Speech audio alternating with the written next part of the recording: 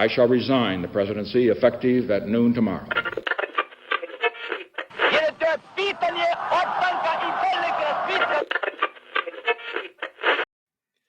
Sejam todas, todos e todos muito bem-vindos a mais um episódio de Mundo de História.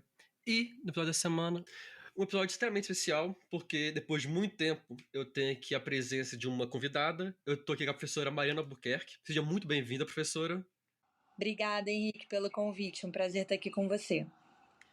Bom, como eu sempre faço nos episódios com convidados, convidadas, eu vou passar a palavra para a Mariana para se apresentar um pouco e ela já vai dar uma breve introdução sobre o que nós vamos falar aqui hoje, que é justamente o tema da tese de doutorado dela, se eu estou enganado. Não é isso, professora?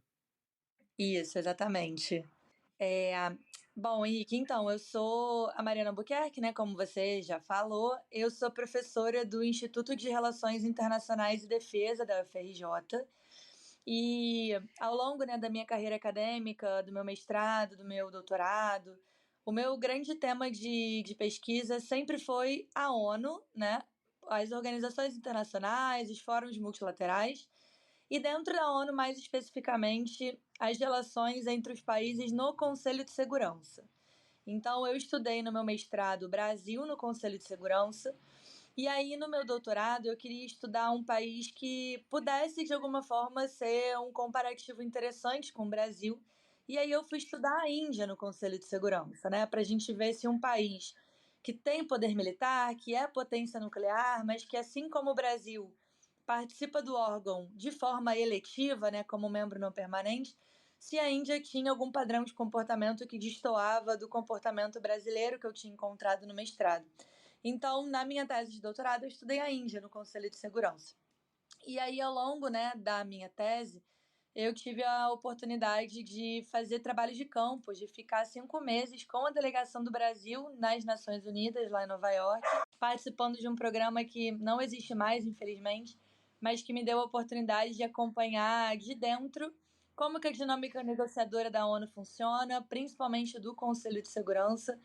Então, enfim, foi com essa bagagem, assim, né, que eu voltei para o Brasil depois e escrevi a minha tese e comecei a dar cursos, disciplinas sobre a ONU, sobre o Conselho de Segurança. Então, te agradeço pelo convite, porque a gente vai conversar hoje sobre os meus 2 temas de pesquisa principais, né, a Índia e a ONU. A título de curiosidade, qual programa era esse que você fez parte? Era um programa chamado Programa de Capacitação Acadêmica. A ideia era dar oportunidade de recém-formados ou pessoas que estivessem no início, né, de uma profissão acadêmica pudessem vivenciar o dia a dia da prática diplomática. Mas esse programa, infelizmente, não existe mais. Ele existiu por alguns anos, aí, em meados dos anos 2010. Eu fui em 2016. E logo depois que eu fui, esse programa, infelizmente, foi descontinuado. Então, a gente não tem mais ele funcionando já há alguns anos. Ele era pelo Rio Branco? Ele era organizado pela Delegação do Brasil na ONU. Então, ele é todo o processo de escolha dos participantes, de emissão de visto, né? Era tudo feito pela Delegação do Brasil na ONU. Muito chique.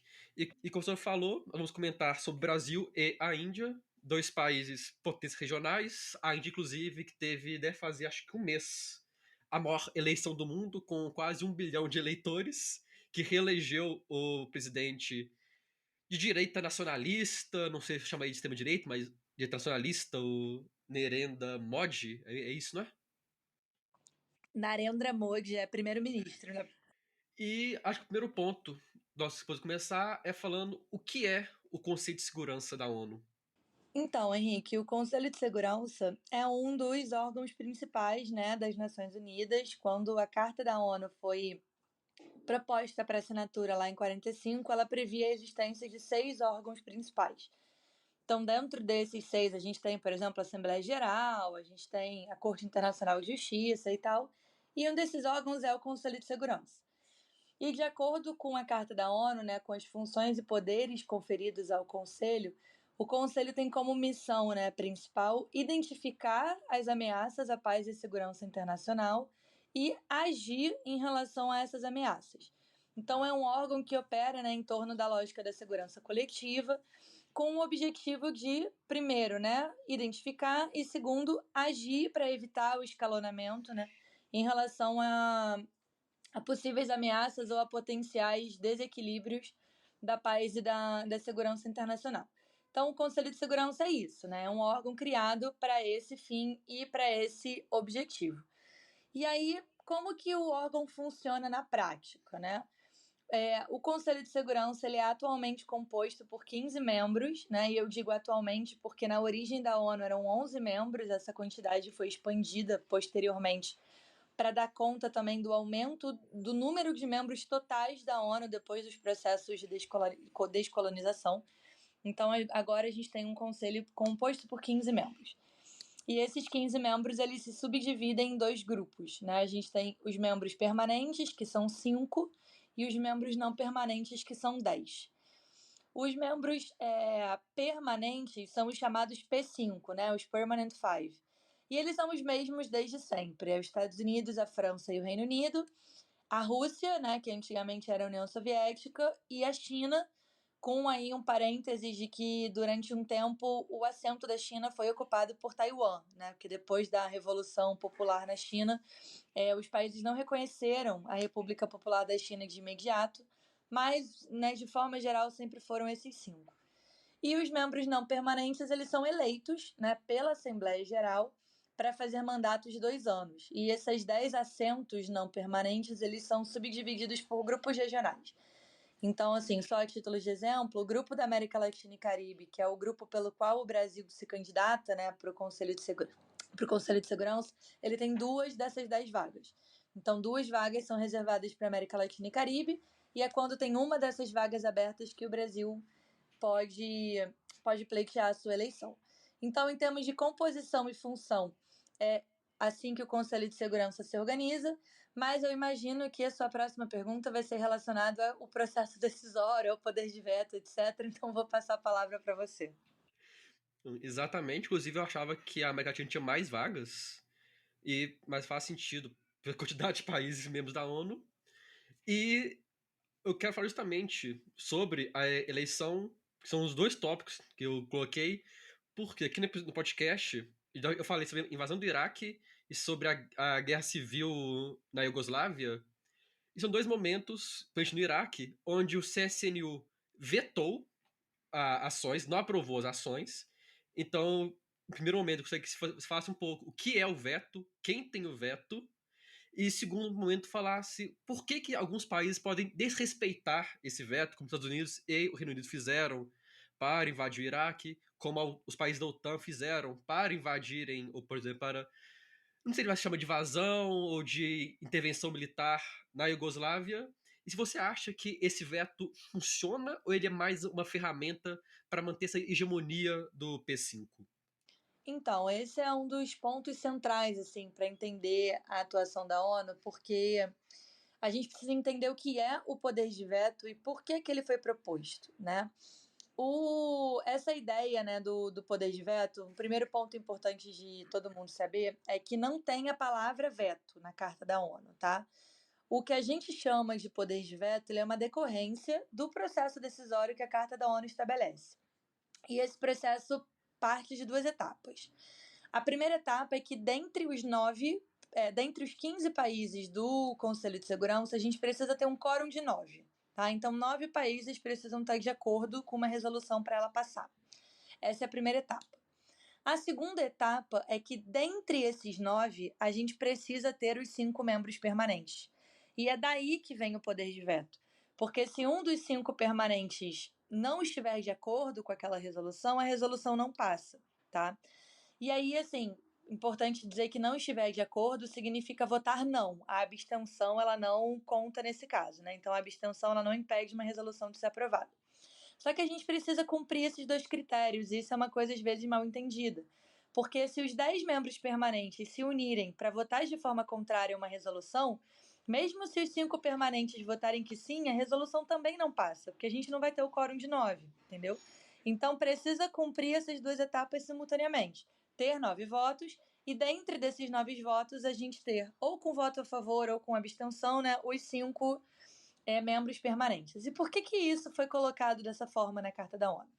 Isso foi uma demanda do Stalin, na verdade, durante o processo negociador da Carta da ONU, porque ele sabia que se fosse colocado para votação de maioria, a União Soviética ia perder todas as votações. Né? Porque os Estados Unidos, né, e os aliados ocidentais, eles tinham como, dentro do Conselho de Segurança, fazer qualquer maioria, uma maioria simples ou uma maioria qualificada, a balança sempre ia pender para o Ocidente. Então foi uma demanda do Stalin para evitar que o Ocidente tomasse decisões sem o seu consentimento. Então, o que é importante da gente entender é que, se não fosse o veto, a ONU não existiria, o Conselho de Segurança não existiria. O veto foi o ponto de compromisso para que os dois lados estivessem de acordo com a criação da organização. Então, o veto ele é hoje em dia considerado disfuncional, né? A gente sabe que o veto ele é um poder político na mão desses 5, mas isso não significa que o Conselho de Segurança não consegue agir de forma eficiente em determinados aspectos. Então, por exemplo, a gente teve inúmeras ações do Conselho de Segurança em relação à não proliferação de armas nucleares que foram aprovadas dentro do Conselho de Segurança. A gente teve inúmeras ações, né, relacionadas ao combate ao terrorismo que foram aprovadas no Conselho de Segurança. Inúmeras intervenções humanitárias, né, em situações de calamidade que foram aprovadas no Conselho de Segurança também, tá? O problema é quando o que é colocado para votação no Conselho ele é do interesse direto de um dos P5. A gente viu isso agora em relação à invasão da Rússia à Ucrânia e a gente está vendo isso agora em relação a Gaza, né, em que Estados Unidos repetidamente veta as resoluções que condenam ou que punem Israel pelo, pelo avanço lá do conflito. Em relação ao ponto específico que você mencionou, do Iraque e tal, né? Apesar de não ter sido aprovada pelo Conselho de Segurança da ONU, os países da OTAN utilizam a seu favor o artigo 5º do Tratado do Atlântico Norte, que permite que eles ajam em legítima defesa coletiva. Então, se um país da OTAN, que é uma aliança militar, é atacado, a OTAN dá a eles, né, o direito de todos agirem e se mobilizarem. Então, apesar da aprovação não ter vindo pelo Conselho de Segurança, eles se justificaram perante o direito internacional por meio do Tratado da OTAN. Isso é discutível, né? Isso foi debatido em várias esferas, mas foi o argumento oficial que eles deram. Então, sim, né, o veto, ele é um problema se a gente olhar por esse lado do copo meio vazio, né, de todas as vezes que o veto foi utilizado em prol de um dos 5 membros permanentes, mas se a gente olhar para o lado do copo meio cheio, se não fosse o veto, a ONU não existiria, e se a ONU não existisse, um monte de outros conflitos que foram prevenidos pela existência da ONU não teriam sido, né? O fato da gente não ter uma guerra nuclear, da gente não ter tido uma guerra nuclear nos últimos 80 anos, é algo a se comemorar, porque a gente não imaginava um cenário sem guerras nucleares depois de Hiroshima e Nagasaki, e esse cenário aconteceu muito por conta do trabalho que a ONU fez aí nesse mês de campo. De fato, a ONU tem seus problemas, tem algumas questões, mas nunca tinha pensado da importância do veto, desse poder de veto. Inclusive, eu não sabia. Eu achava que tinha na carta da ONU o veto em si. Muito interessante isso. E, recentemente, ano passado, se falar em memória, o Brasil foi presidente do Conselho de Segurança da ONU, como membro temporário. E como é que o país, como que nós temos votado como nação no Conselho? Nós seguimos a cartilha americana, nós seguimos uma cartilha um pouco mais independente na política externa? Então, sim, nós fomos presidentes em outubro do ano passado e foi um mês super conturbado, porque em 7 de outubro foi quando veio o primeiro ataque do Hamas, né? Então, coube ao Brasil, que é o que cabe ao país que esteja na presidência, organizar todas as sessões de trabalho, inclusive convocar as sessões emergenciais, né? Receber e acolher todas as propostas de resolução que venham sobre determinado tema. Então, foi um mês bastante conturbado aí para a nossa delegação na ONU.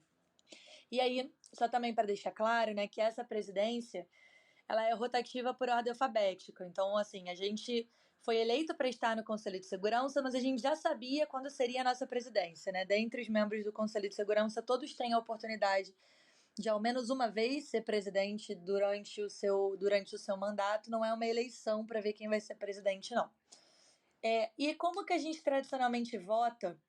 É muito interessante porque, de forma geral, a gente acompanha os Estados Unidos nas votações, sim, mas não por um mero entreguismo, sabe? Entre aspas, alguma coisa do tipo.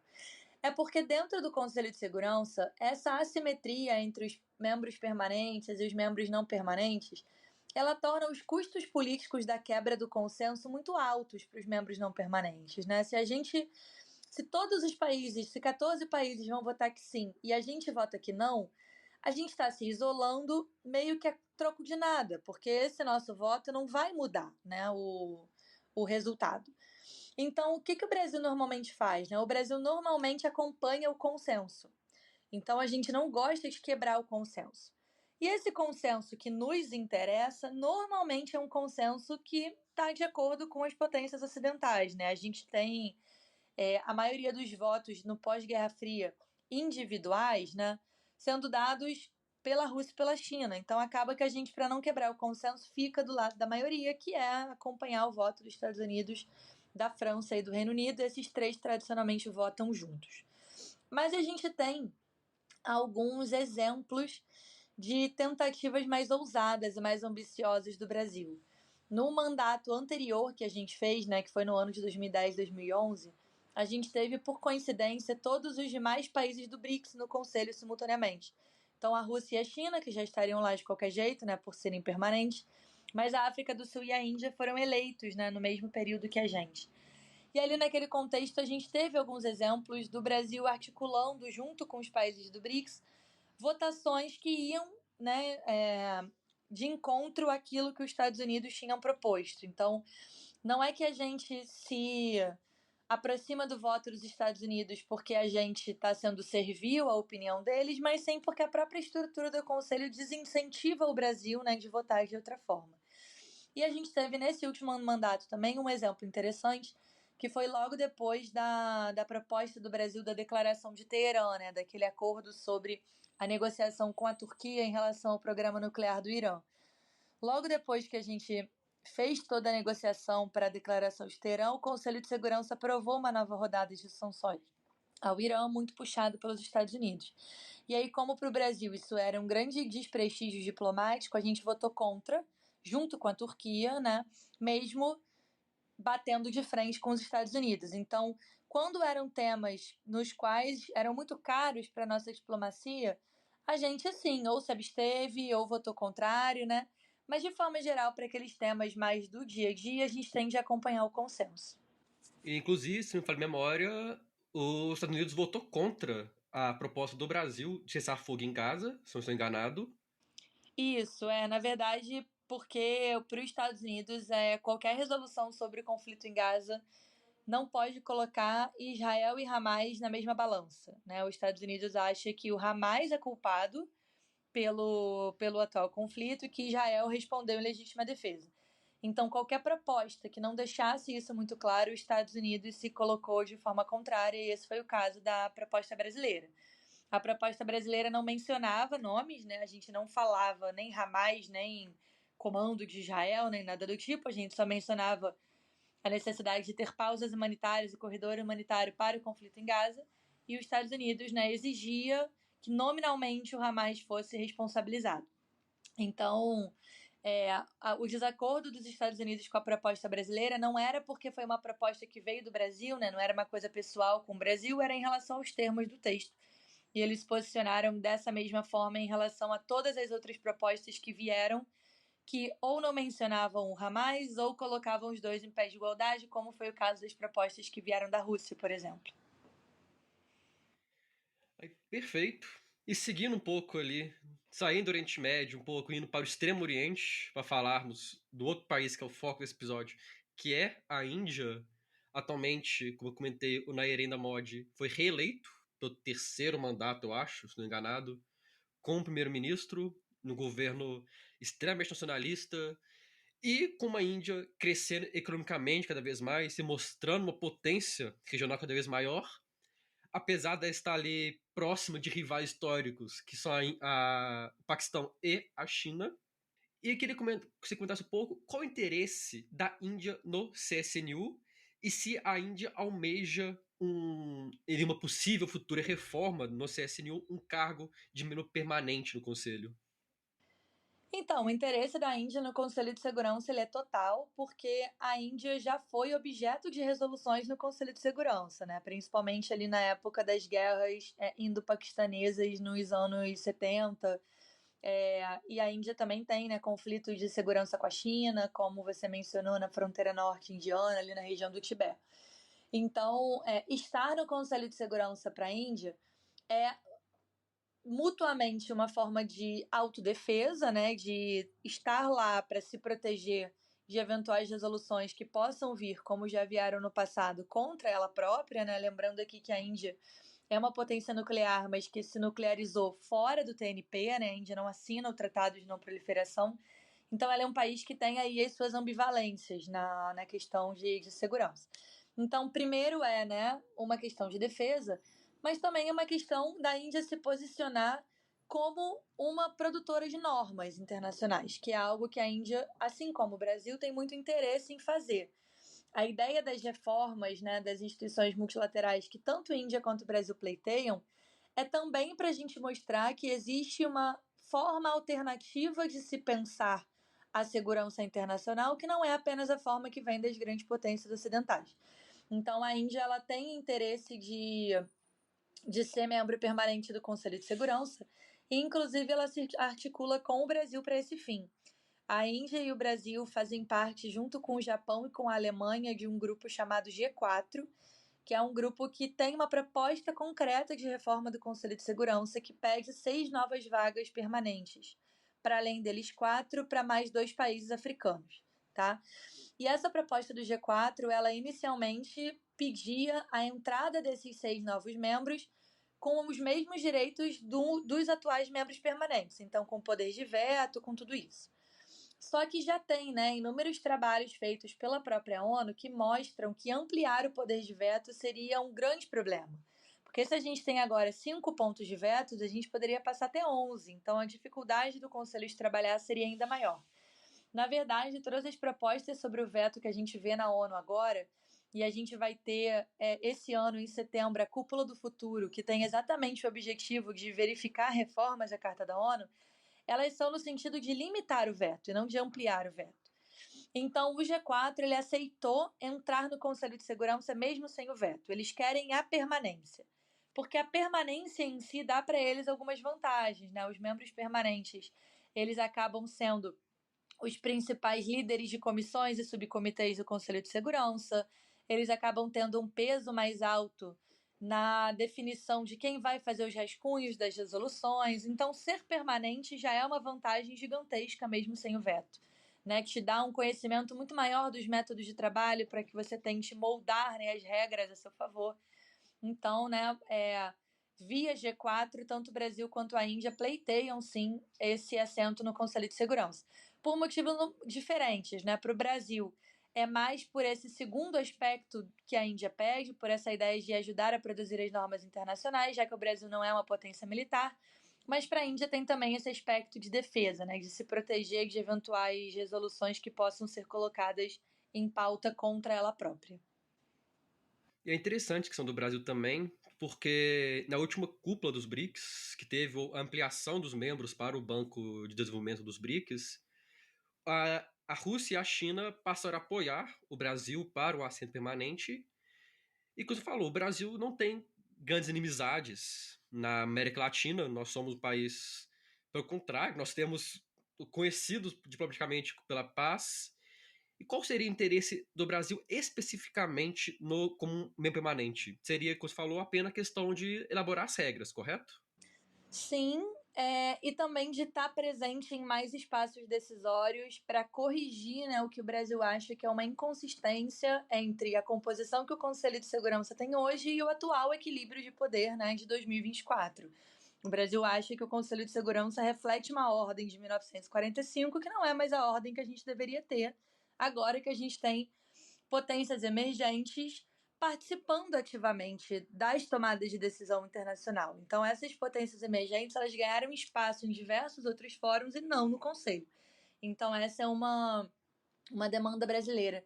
E ela não é uma demanda só de hoje, tá, Henrique? Assim, desde a Liga das Nações, o Brasil queria ser um membro permanente do Conselho Executivo, que era o equivalente ao Conselho de Segurança da Liga das Nações. A gente tentou ser o 6º membro permanente do Conselho de Segurança desde o início, quando a ONU estava sendo ainda negociada.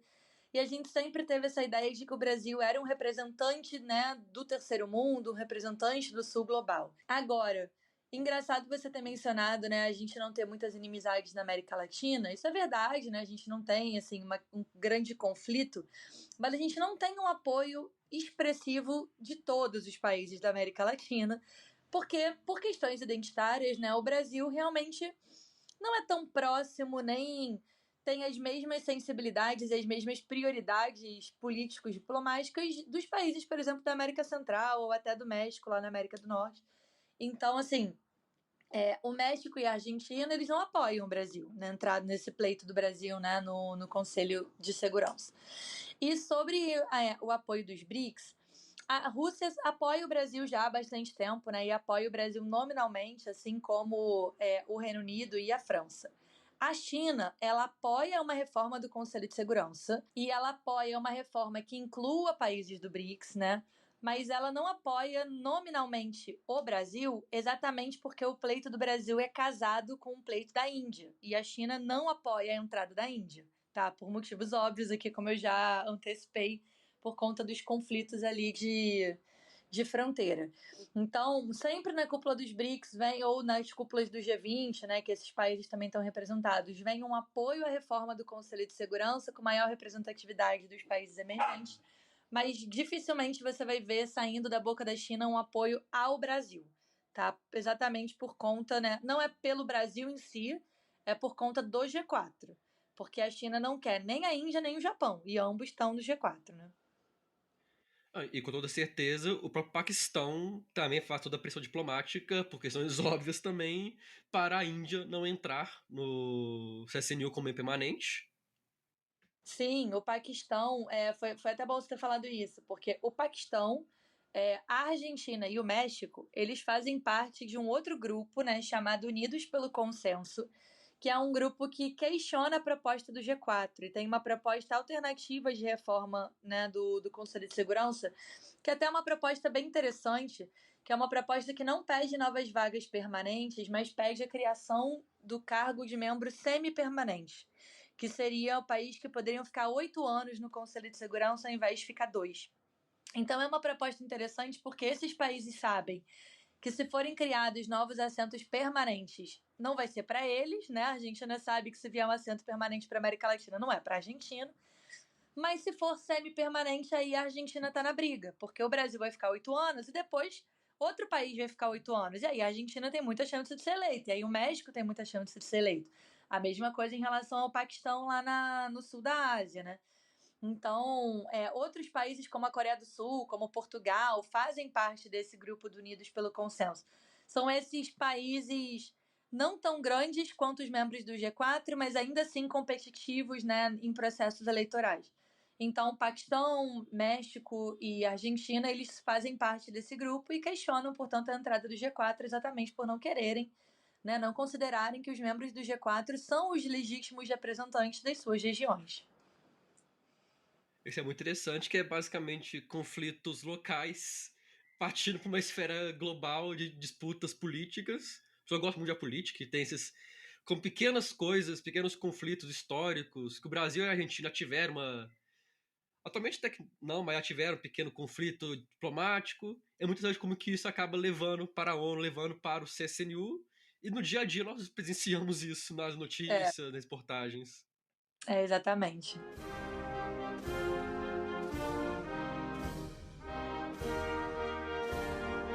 E como você comentou, tanto o G4, tanto o Unidos pelo Consenso, pleteiam, desejam reforma no CSNU. Teremos em setembro, outubro, que você falou, que tem a reunião? Setembro, a Cúpula do Futuro. Isso, do futuro, no setembro.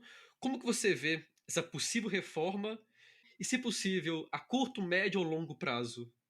Olha, é interessante a gente falar isso, porque assim, reforma no Conselho de Segurança pode acontecer, né, em inúmeros aspectos diferentes. O que eu acho que é difícil acontecer nesse momento, principalmente agora, né, com essa questão de Ucrânia, de Gaza, é uma reforma nos membros permanentes. E isso eu acho que não é nem para curto nem para médio prazo. Caso isso aconteça, eu acho que seria para longo prazo. E eu acho que essa possível reforma, mesmo que ela, nos membros permanentes, mesmo que ela aconteça, eu acho que vai ser com países entrando sem poder de veto, tá? Eu não vejo os 5 membros permanentes aceitando essa mudança nem no curto nem no médio prazo. Agora, reforma no Conselho de Segurança, em outros aspectos do Conselho de Segurança, aí sim é possível de acontecer. E a gente já tem, né, algumas propostas que vêm sendo colocadas. Algumas delas estão relacionadas a o país que dá um veto no Conselho de Segurança ter que ir se explicar na Assembleia Geral. Essa é uma proposta que tá colocada. Outras propostas que são relacionadas aos métodos de trabalho é que os países, né, os membros não permanentes, tenham mais oportunidades para liderar e chefiar as comissões do Conselho de Segurança. Isso também é uma possível reforma que é mais informal e mais interna, mas que poderia ser realizada num curto prazo. Outras reformas são relacionadas, por exemplo, a maior representatividade de gênero nas delegações, no conselho. Isso também é uma reforma que pode acontecer no curto prazo. Então, acho interessante a gente trazer isso para a lógica, porque às vezes, quando a gente fala sobre reforma do Conselho de Segurança, a gente fecha a cabeça pensando só numa reforma dos membros permanentes. Só que existem diversas outras reformas que podem acontecer que não vão solucionar esse problema, mas que podem tornar o Conselho mais representativo, sabe? Então, introduzir mais reuniões abertas com a participação da sociedade civil, isso é uma reforma que pode acontecer. E são reformas que ajudam, né, o Conselho a tornar o seu processo mais transparente e jogar uma pressão política maior em cima dos 5 membros permanentes se eles começarem a perceber que eles têm que justificar o veto deles, ou se tem mais organizações questionando o veto deles, né? Então, isso são reformas de curto prazo que eu acho que podem funcionar sim e que estão colocadas na cúpula do futuro, na agenda da cúpula do futuro. Agora, mexendo os 5 membros permanentes, eu só vejo uma reforma para longo prazo e eu só vejo uma reforma que não amplie o veto para os novos membros. Mas você vê a possibilidade de alguma forma de diminuir o poder do veto? Que falou a possibilidade dos Estados Unidos vetar alguma coisa e ir para a Assembleia Geral justificar. Mas você vê possível, tem essa pauta em algum momento, já teve ou terá, para tentar reduzir o poder do veto, a forma de derrubar o veto? Há algum consenso nisso ou não?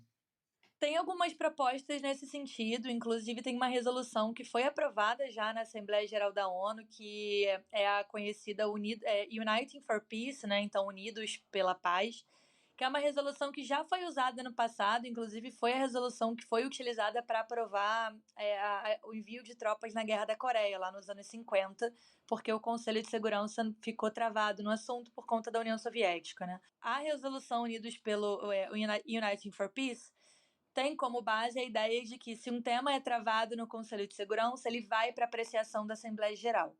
Só que aí a Assembleia Geral, quando aprova uma resolução, ela aprova uma resolução recomendatória. Então não é uma derrubada de veto, mas você mostra, né, o isolamento do país que vetou. Se aquele país vetou no Conselho de Segurança e depois chegando na Assembleia Geral, aquela resolução tem 190 países apoiando, isso mostra que aquele país está sozinho, né, naquela luta. E isso pode ajudar pressões que venham tanto da própria ONU quanto pressões bilaterais de outros membros da ONU, né, para que aquele veto seja revertido de alguma forma. E tem algumas propostas colocadas agora que são propostas interessantes nesse sentido que você mencionou e que eu também antecipei um pouco, Henrique. Essa ideia de que um país tenha que ir na Assembleia Geral explicar o seu veto. Tem algumas outras propostas que dizem que depois de 3 vetos sucessivos para o mesmo tema no Conselho de Segurança, aquela agenda vai para a Assembleia Geral decidir, tá? Então tem várias propostas que buscam essa limitação. E tem uma que voluntariamente alguns países já aderiram, que é não utilizar veto em casos de catástrofes humanitárias.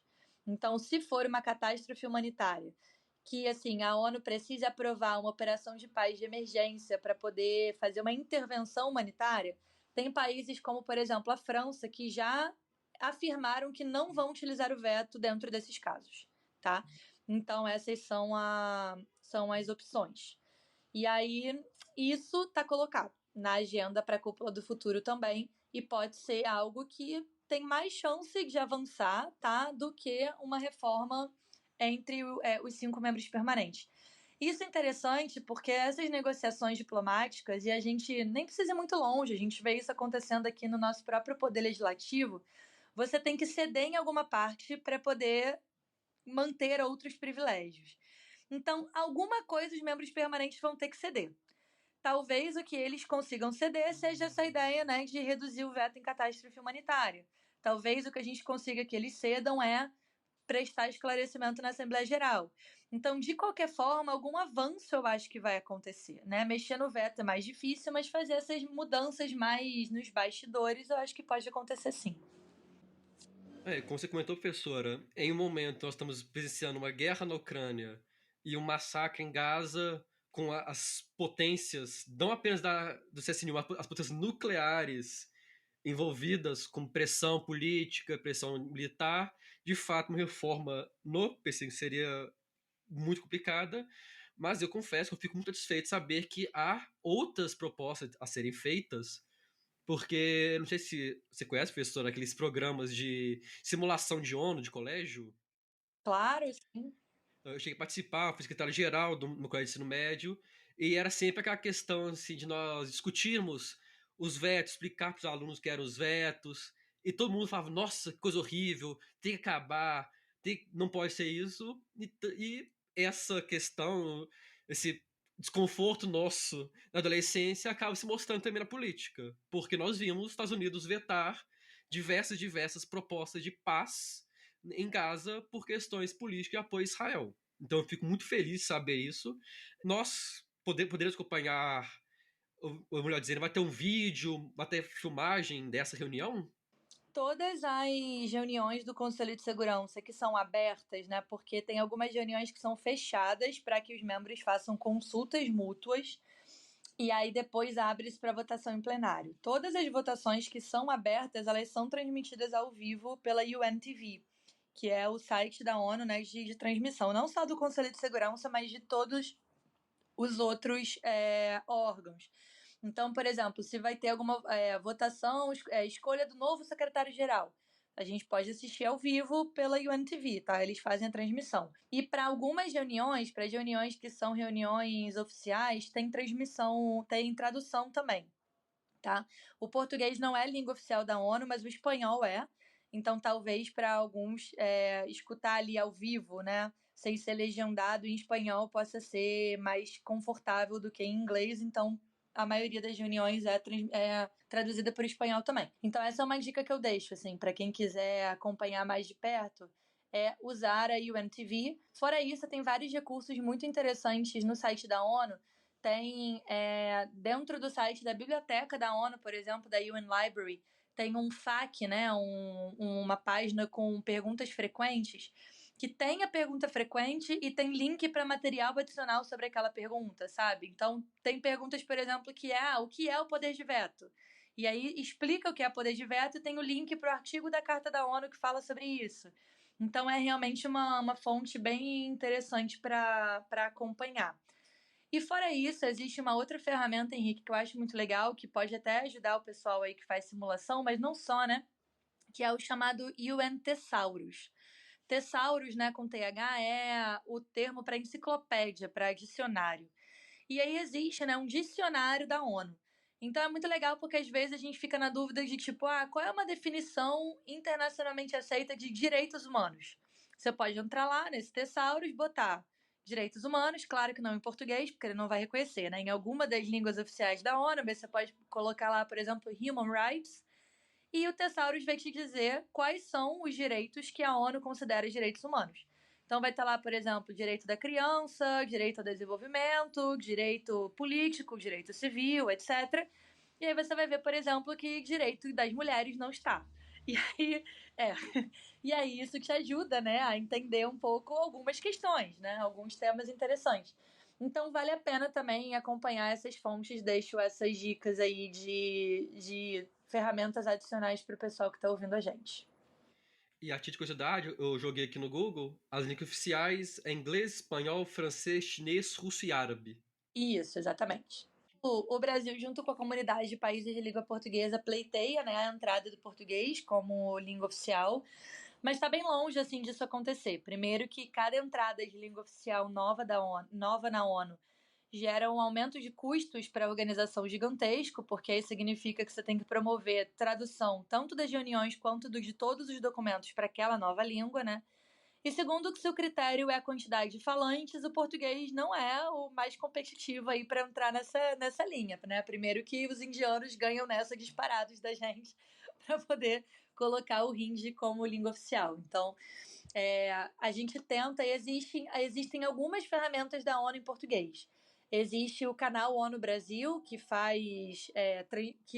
traduz, faz muitas entrevistas em português com os brasileiros, ou com os portugueses, ou com angolanos, moçambicanos e tal, que é bem interessante, eles têm muita coisa em vídeo, e eles traduzem muitas vezes os press releases, né, os comunicados à imprensa para o português também, que também é interessante e pode ser utilizado.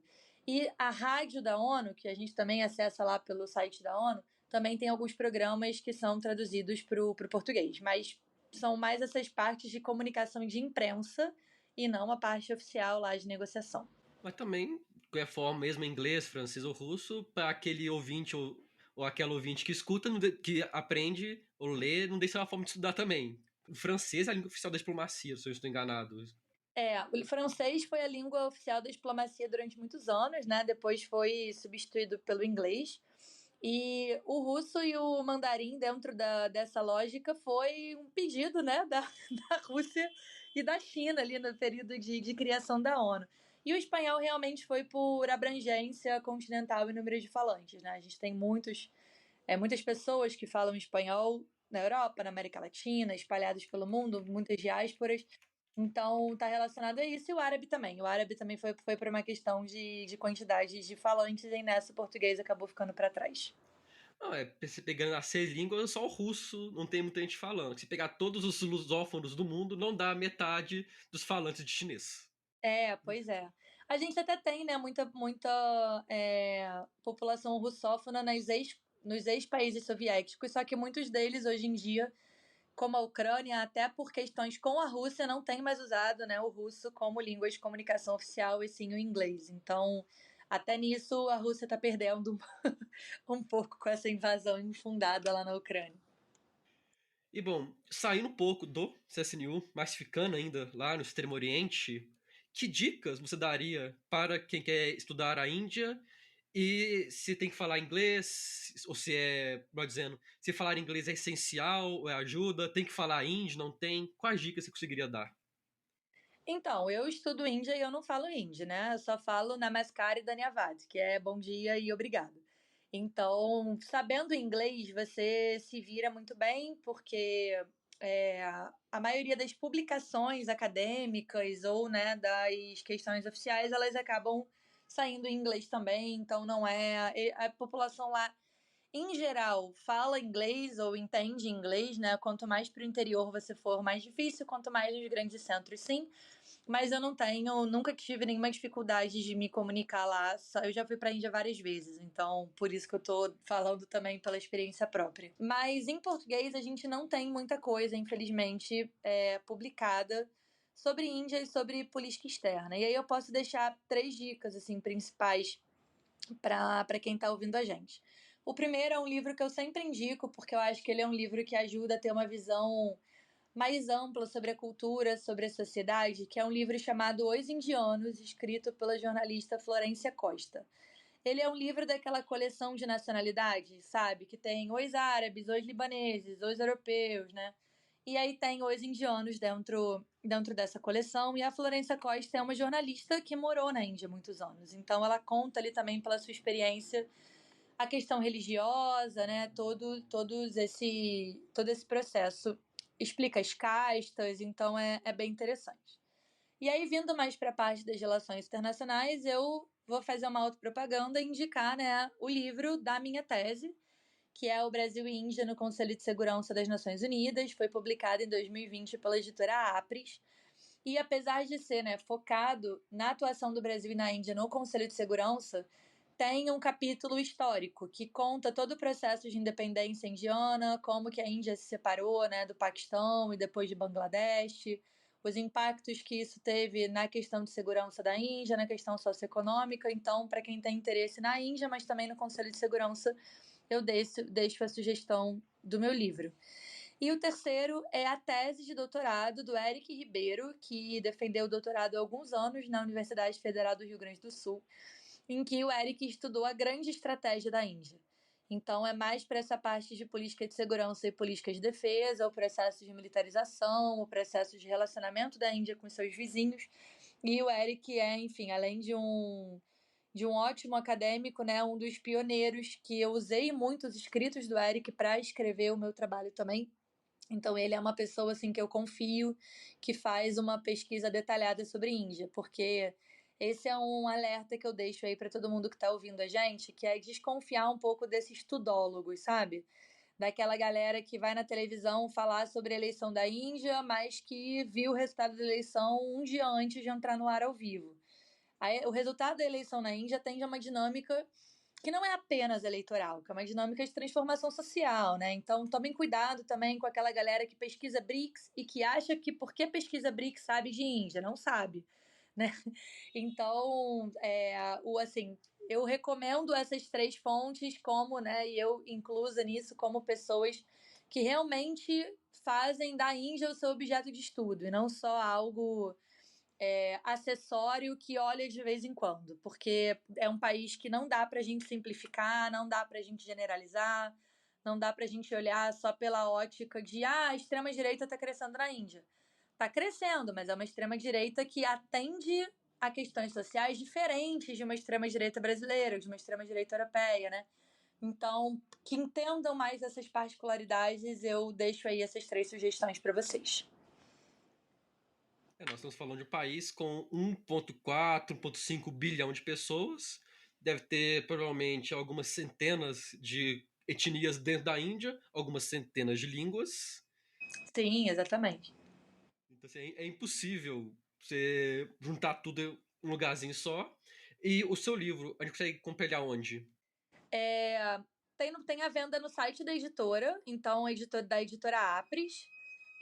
E tem também em algumas livrarias. Eu sei que na livraria da Travessa também, então pelo site é possível conseguir, mas eu também posso te mandar o link. Não sei se você tem como deixar aí na descrição do episódio, Henrique. Posso te mandar o link também direto pro site. Pode mandar, por favor, que até junto com o podcast, com o episódio compartilho. E por fim, eu deixo, professora, que além do agradecimento, espaço aberto para uma fala final e indicação de músicas indianas. Fique à vontade.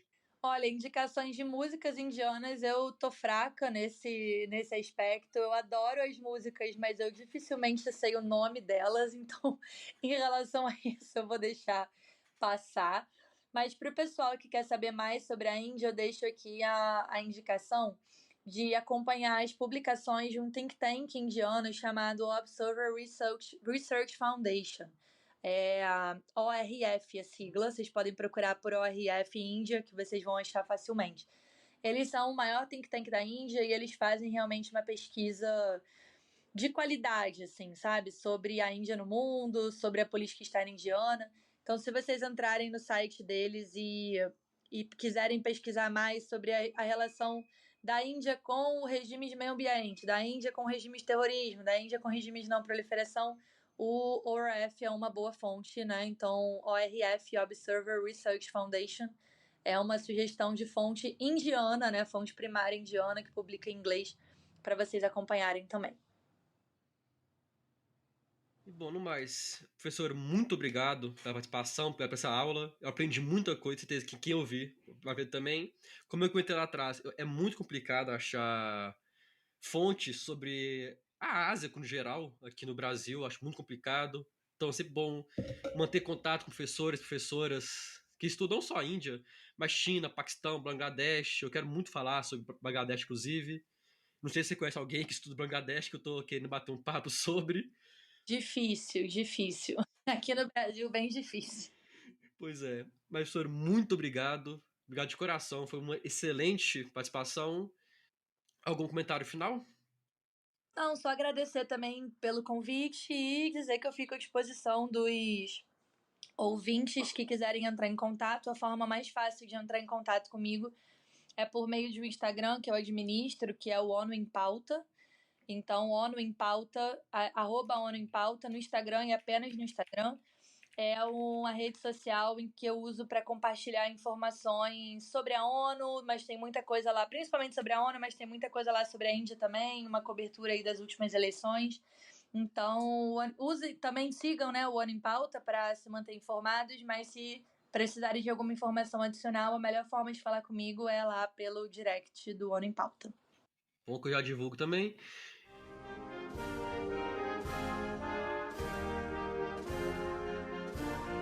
Eu agradeço a todo mundo que escutou o episódio até aqui.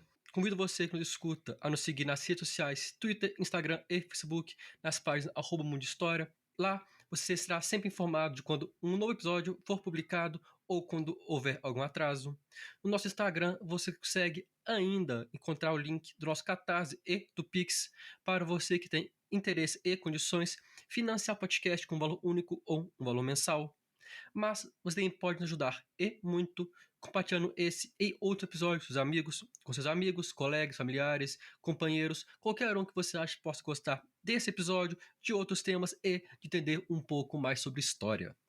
No mais, eu agradeço a todo mundo que escutou o episódio até aqui. Espero ter gostado e vejo todos vocês na próxima semana. Um grande abraço e até lá.